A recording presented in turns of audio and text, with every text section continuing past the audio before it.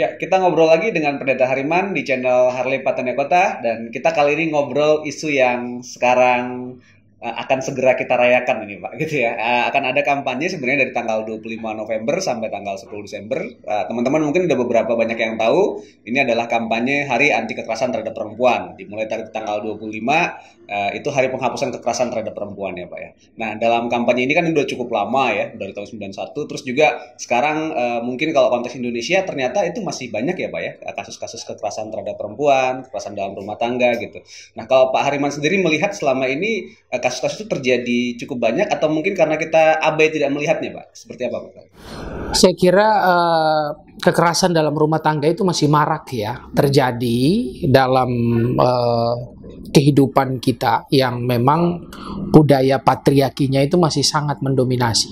Perempuan diletakkan pada posisi yang subordinatif ya. Dan karena mereka subordinatif maka bisa diperlakukan dengan tidak wajar ya, seperti kekerasan, dan itu saya kira terjadi hampir di semua masyarakat Indonesia ya.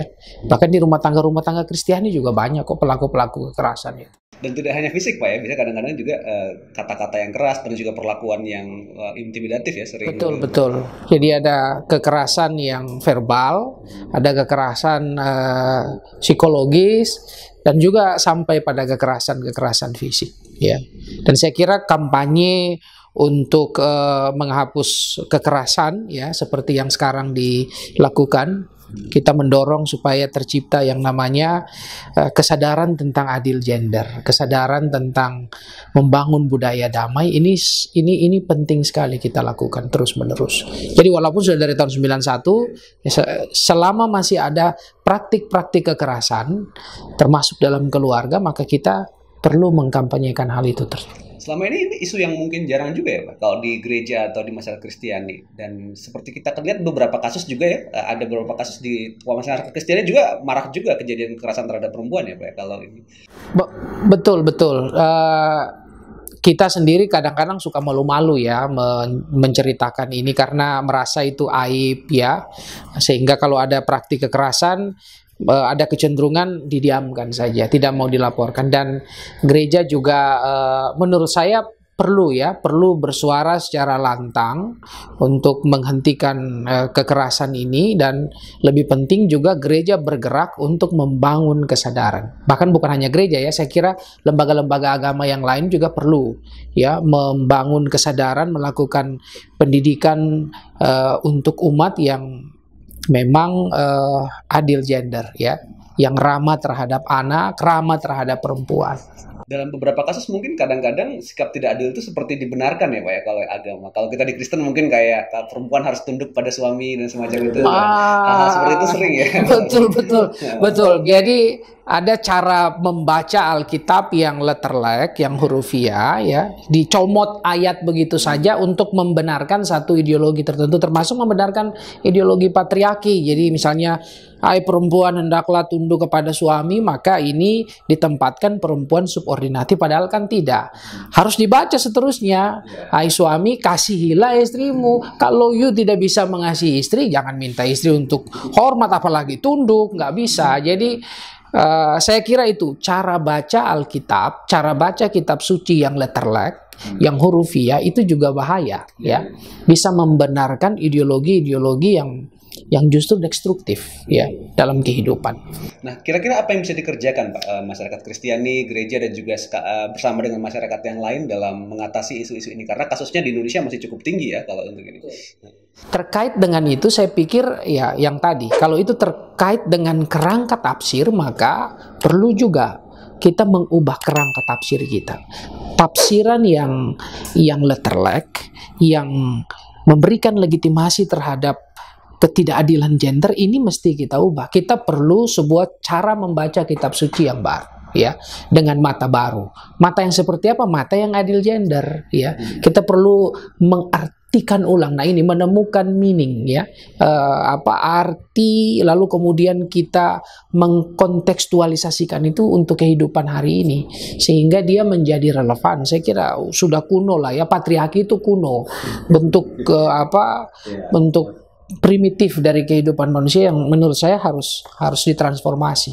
Dan kalau terkait dengan agama, nomor satu perlu diganti kerangka tafsirnya, ya.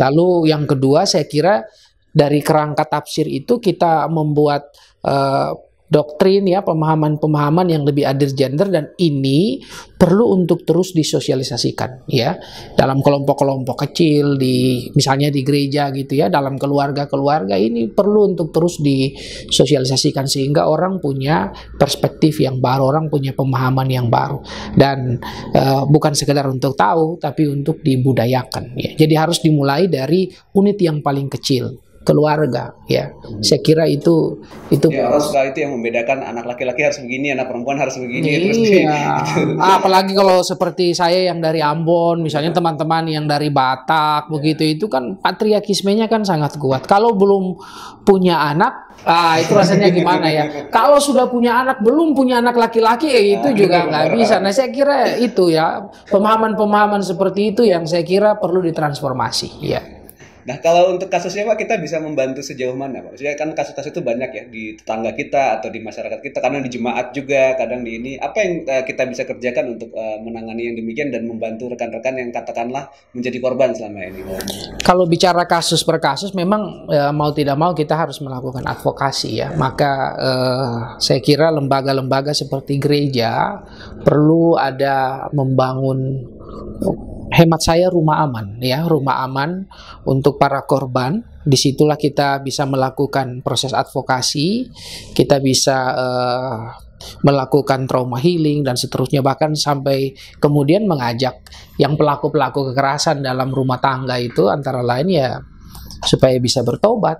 Harus ada pertobatan, ya, nggak boleh dilanjutkan hal-hal yang semacam itu. Jadi saya kira peran dari lembaga-lembaga agama, ya, seperti gereja atau juga umat yang lain, saya kira penting, ya, untuk membangun satu rumah aman, memberikan pendampingan, advokasi untuk para korban, dan saya kira bahkan bila perlu harus memakai polisi untuk itu, nggak apa-apa, ya. Kalau memang kita harus meminjam tangan negara untuk membuat efek jera, yang no problem, saya kira itu bukan harus aib buat korban. Bukan aib, saya kira itu bukan aib. Nah, para korban perlu menyadari hal itu. Kalau dia sayang suami atau sayang istri, ya, dia harus berani juga untuk mengubah perilaku suami istri yang primitif itu, ya, itu primitif. Ya, terima kasih Pak Hariman. Ini obrolan yang sangat menarik dan mungkin agak jarang diangkat juga, ya, di tengah jemaat. Dan untuk itu, teman-teman, kita mendukung sama-sama kampanye 16 hari anti kekerasan terhadap perempuan ini. Semoga semakin banyak kasus-kasus itu semakin terhapuskan dari masyarakat kita, di gereja maupun di bangsa kita secara keseluruhan. Dan juga kita mendukung supaya masyarakat kita menjadi masyarakat yang adil dan peduli terhadap kesetaraan gender, ya Pak. Betul. Terima kasih. Terima kasih Bang Risto dan teman-teman semua. Mari bangun kehidupan adil gender. Say no to kekerasan, ya. Oke.